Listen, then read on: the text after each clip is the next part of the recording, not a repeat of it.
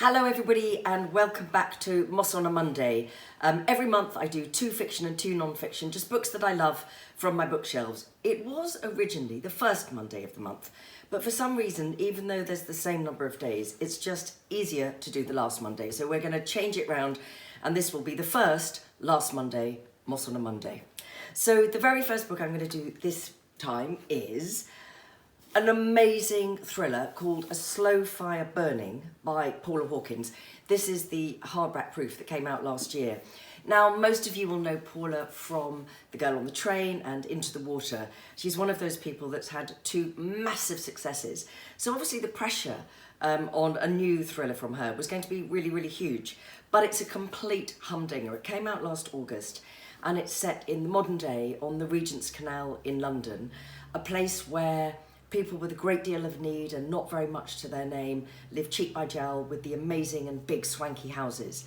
And the thriller is very much that. It's about the people who have and the have-nots, and it focuses around a young woman called Laura, who is very much down on her luck, if you like. An accident when she was a child has left her rather disinhibited, and she is not quite sure who she is and why she stumbled into something. And Paula Hawkins has said of this novel that she knew that Laura was a character she wanted to write about, but she had to wait to find the story. And once she had found the story, then she started to build a cast of characters around her. The characters are Carla and Theo are very privileged and live in the big houses around Islington and the Regent's Canal. And then there's Laura and Miriam and Irene, who are the outsiders. It's so hard when you talk about a thriller because you don't want to give anything away. It's a real, I so overuse this, but it's a real page turner.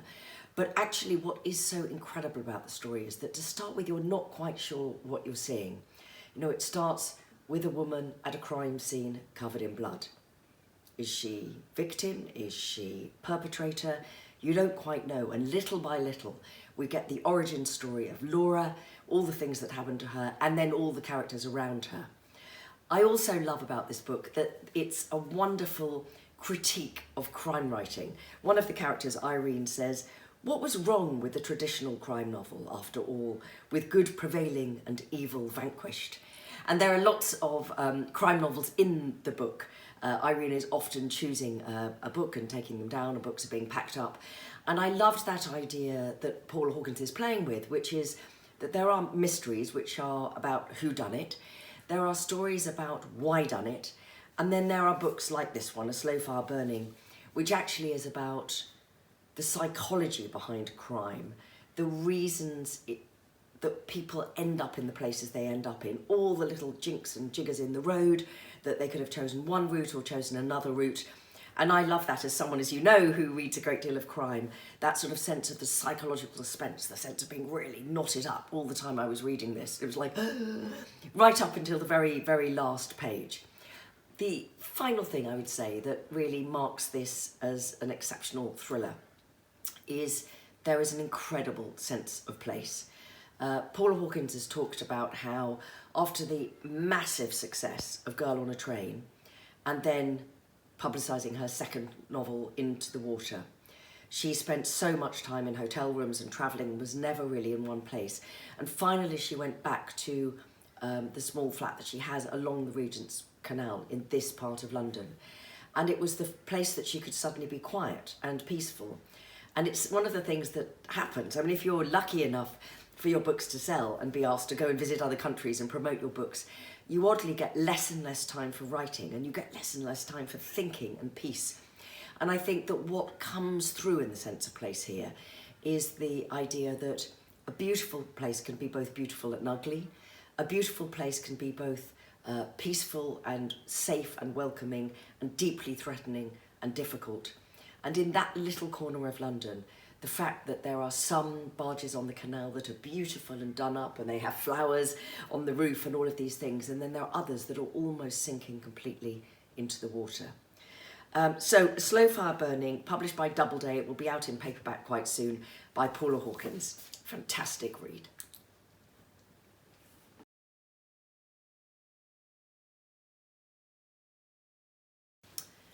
Now, my first non-fiction for March is from one of the great iconic writers of the 20th century, Audre Lorde, "The master's tools will never dismantle the master's house." Now, this is one of the brilliant Penguin moderns. They publish some essays and lots of, it is a fantastic series, so go and check it out. And actually the essay itself originally appeared in Sister Outsider, which was a book of essays by Audre Lorde published in 1984. But the title essay of this small collection of essays, there are 5 of them in here, came out of a paper that Audre Lorde gave when she went to New York University for a humanities conference in the 70s. And she had been asked to speak on issues of feminism and lesbianism and black rights and civil rights. But when she arrived, she discovered that she was only speaking on those things, whereas the white feminists alongside her could speak on anything. And it's a very, very powerful essay by someone who just always described herself as black, lesbian, mother, warrior, poet. Now, she was, Audre Lorde, an exceptional poet. I first came across her because of the American poet, also lesbian writer, essayist, Adrienne Rich, who is, if I had such a thing as a favourite poet, she would be very much up there.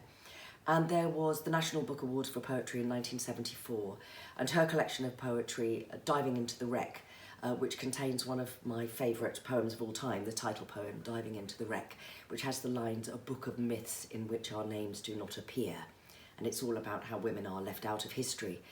But she and Audre Lorde and Alice Walker were all shortlisted for the award, and they agreed that whoever won would read out a joint statement from all of them. And the joint statement finished that it was accepting this on behalf of all the women whose voices have gone and still go unheard in a patriarchal world. And I didn't know Audre Lorde's work until I'd read that, and out of that I started to read her work.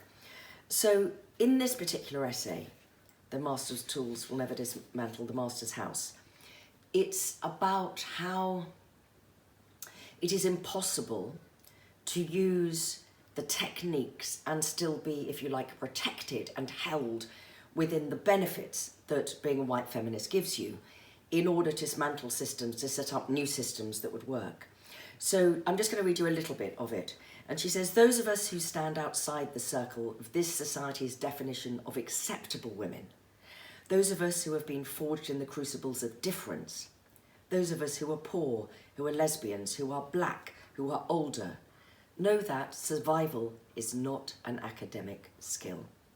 It is learning how to stand alone, unpopular and sometimes reviled, and how to make common cause with those others identified as outside the structures in order to define and seek a world in which we all can flourish.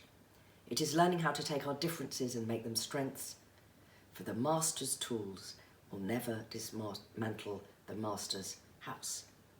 They may allow us temporarily to beat him at his own game, but they will never enable us to bring about genuine change." Now, there's only 5 essays in this beautiful little jewel of a book. Poetry is Not a Luxury, Uses of the Erotic, The Master's Tools, Uses of Anger, Responding to Racism, and Learning from the 1960s. And one of the things that pulses through these essays, and indeed all of Audre Lorde's work, and she has extraordinary other, obviously, volumes of poetry, but later in her life she wrote about disability and undergoing a mastectomy in the cancer journals, and a book called Zami, A New Spelling of My Name, which she called a biomythology, which is, again, I don't think I've ever heard anybody else use that. So she was an extraordinary poet and writer across many, many genres. But what fuels this is anger. The idea that there is, if you like, almost a fetishization, I can't say that word, but you know what I mean, of black suffering and what it means to be an outsider. But she says, what powers me is not suffering, but anger. And what I think, why everybody should read this, should read all of Audre Lorde, and actually many of those writers of the 1970s, of that wave of feminism, particularly American feminism, where the divisions between black feminism and white feminism were becoming bigger and bigger as time went on through the 70s, through that part of the movement and the Equal Rights Amendment and all of the campaign that was going on, it's pretty depressing that this could have been written today. So many of the debates that are happening about what we would now call intersectionality were happening then, but not enough of us were listening. So all I can say about this tiny, perfect little book is read this, whet your appetite, and then go and read, buy, borrow everything that Audre Lorde has ever written. She is a true great writer of the 20th century.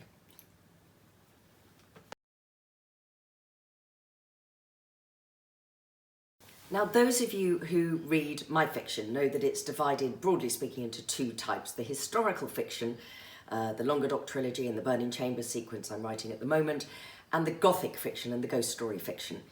I've always loved creepy short stories, and I started to write short stories. It's not my natural medium, but because I went through a period when I had a lot of caring responsibilities and my head was very full of all of those things, and it was very hard to travel and to research for my big books. So I started to write short ghost fiction that, if you like, packs a small but tiny punch. And I published a collection called The Mistletoe Bride and Other Haunting Tales. And of course, that's inspired by many of the great, great ghost story writers. Now, one of them that crosses the boundary, if you like, between ghost fiction and Gothic fiction, stroke horror, is the very peculiar and very mighty, as a writer, Edgar Allan Poe. Now, Edgar Allan Poe is an object lesson in the importance sometimes of dividing the work from the person. Edgar Allan Poe was a very troubled man. He was born in 1809 and died when he was only 40 in 1849. And on the last few hours of his death, he was found wandering around Baltimore wearing somebody else's clothes, repeating over and over again the name of Reynolds. Nobody ever knew who this was. And he was taken to hospital and he died a couple of hours later from what was put down as possibly congestion of the brain, which was usually a euphemism to talk about alcoholism. And he had a history of, substance abuse, shall we say. He also had married one of his cousins who was 13 at the time, and she had died of TB. His mother had died of TB. He was dishonourably discharged from the army. He had, his whole personal life was pretty catastrophic. But, of course, it fueled this incredible, vibrant, shocking and horrifying fiction, which is at the same time just brilliant. So what is at the heart of Edgar Allan Poe? Well, fear of death, fear of decay, the horror of turning around in a beautiful day and seeing that the person standing behind you is actually the figure of death, or it could be at a ball, a mask, for example, in The Mask of the Red Death, when you suddenly realise that the guest that you don't identify is the Red Death himself and he has got into your safe castle. You could be writing a poem about the raven that is looking at you and seems to be piercing you with his eyes.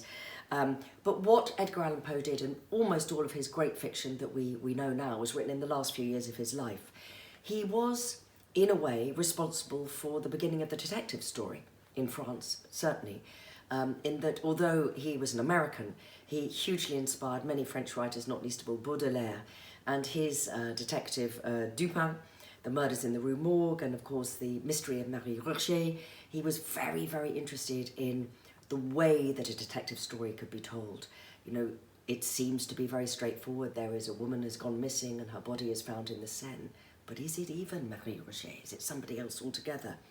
But he also has that sense of, I suppose, thwarted and dark romanticism in stories like The Premature Burial, living in the tomb, the idea of being put living into the tomb, which was an enormous obsession with a lot of Victorian writing. But for me, I recommend the whole lot. I mean, this is the complete tales and poems of Edgar Allan Poe. But one of my favourites, and the one I'm just really going to hopefully whet your appetite if you've never read him, is The Telltale Heart, which is a story of madness, of conscience, and of guilt. And it starts with the narrator saying, you might think I'm mad, maybe I am mad, but I'm going to tell you what happened. And the story, this is a bit of a spoiler, so cover your ears if you don't want to know, But it isn't a most extraordinary story because it essentially starts on a normal day where a man who has done him no harm, in fact he loved, he knew that he had to do away with him, he had to murder him. And he can't quite work out why he had to do that, but then he realises it because he had one particular eye, a milky eye, which meant that whenever he looked at him, it struck fear into our narrator's soul. And so he goes about creating the perfect last day of this man's life and how he's going to do the murder, and he does the murder, and he buries the body beneath the floorboards, and he gets away with it. But then, it's the telltale heart. And nobody suspects him, but he starts to hear this. The beating, he thinks, of the heart beneath the floorboards. And the heart gets louder and louder and louder. So when finally men come in to ask if he knows what's happened to the old man, he just confesses. And it is the most brilliant story of the pathology of guilt and how a conscience might work. And just to finish, just so that you get a sense of how wonderfully Gothic Edgar Allan Poe is, this is just the opening lines of The Fall of the House of Usher. During the whole of a dull, dark and soundless day in the autumn of the year, when the clouds hung oppressively low in the heavens, I had been passing alone, on horseback, through a singularly dreary tract of country, and at length found myself, as the shades of the evening drew on, within view of the melancholy house of Usher. He shouldn't go in. Edgar Allan Poe, The Complete Tales and Poems, published by Penguin.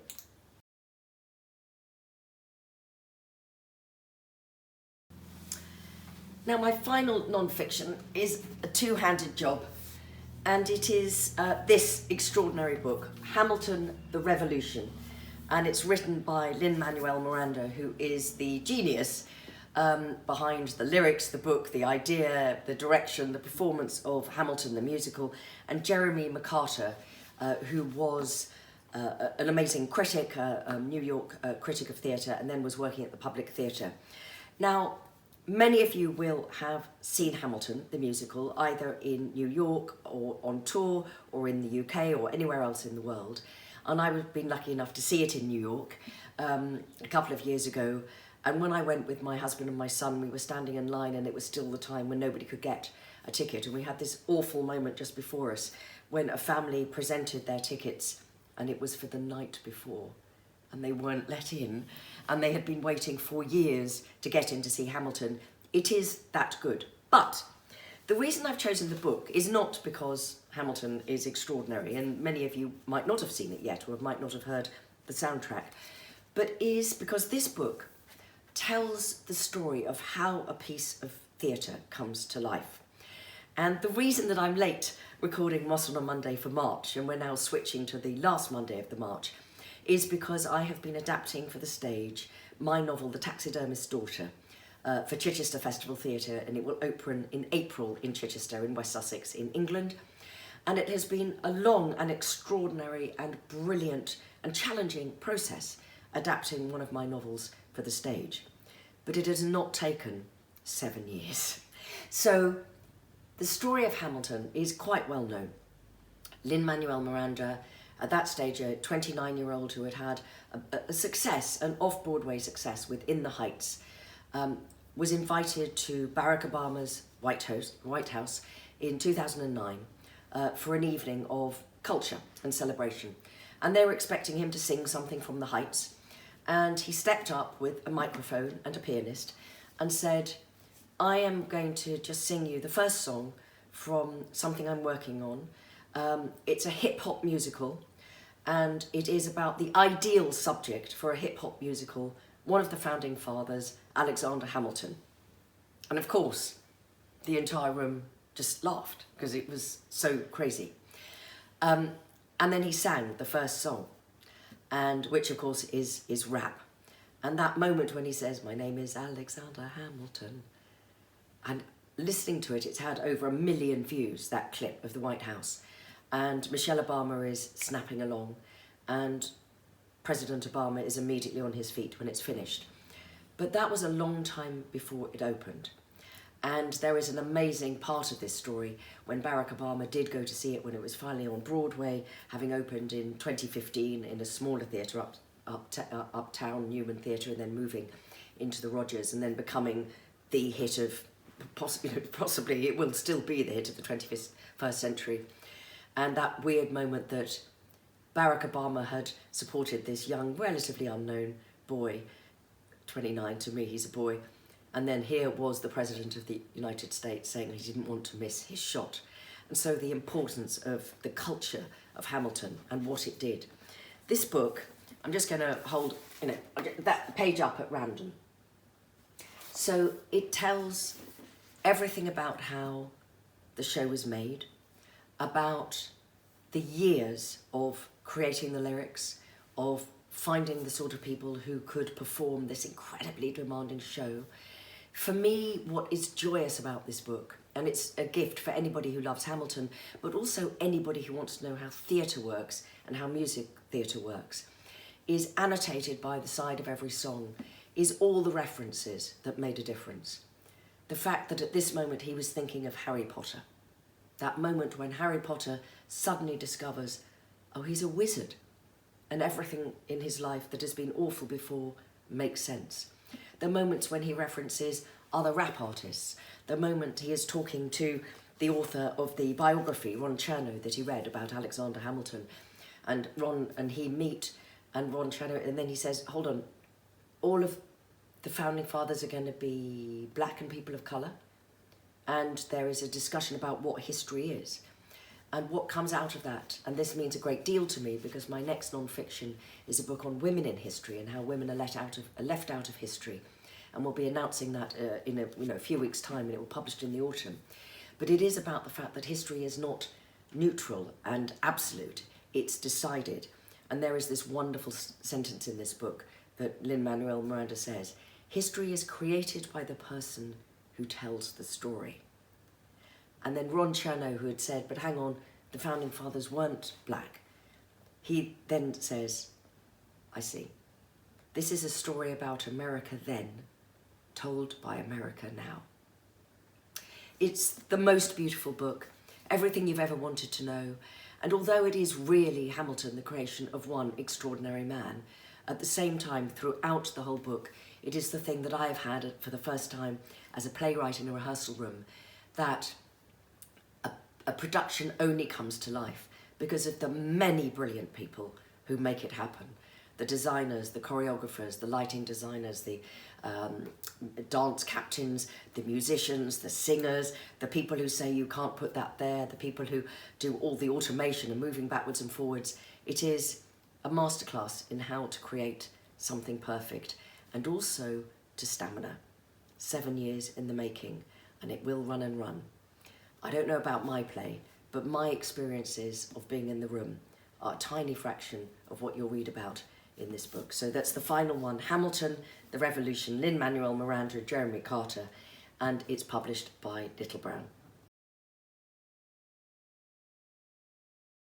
So that's it for March. I'm off to rehearsals and to see my play open and then to be editing my non-fiction book. But I will be back for April, but just warning you, it will be the last Monday of April because for some reason there seem more days if I do it at the end than I do it at the beginning. It doesn't matter what you're reading, just enjoy it. See you soon. Bye for now.